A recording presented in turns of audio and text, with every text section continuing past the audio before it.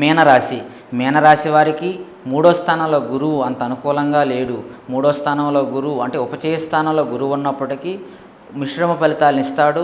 కొంతకాలం ధనాన్ని ఇచ్చినప్పటికీ ఎక్కువ ఖర్చులు ఉన్నాయి.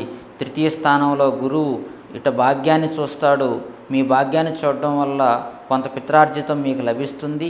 పిత్రార్జితం ఎంతో కాలంగా మీరు అమ్మాలనుకున్నటువంటి ఆస్తులు అమ్ముకోవడం అనేది చేస్తారు. వాటిని మీరు శుభంగా వినియోగించుకోలేని పరిస్థితి.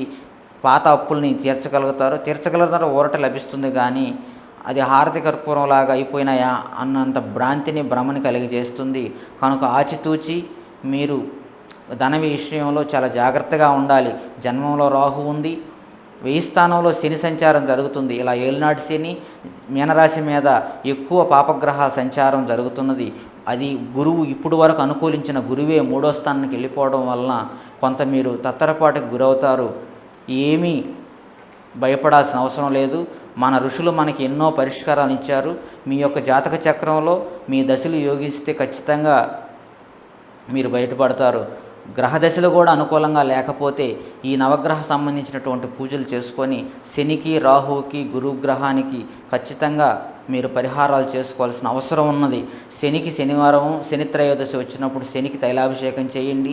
జన్మంలో రాహు ఉన్నాడు కనుక 6 నెలలకు ఒకసారి శ్రీకాళహస్తిని దర్శించి రాహుకేతు శాంతి చేసుకోండి.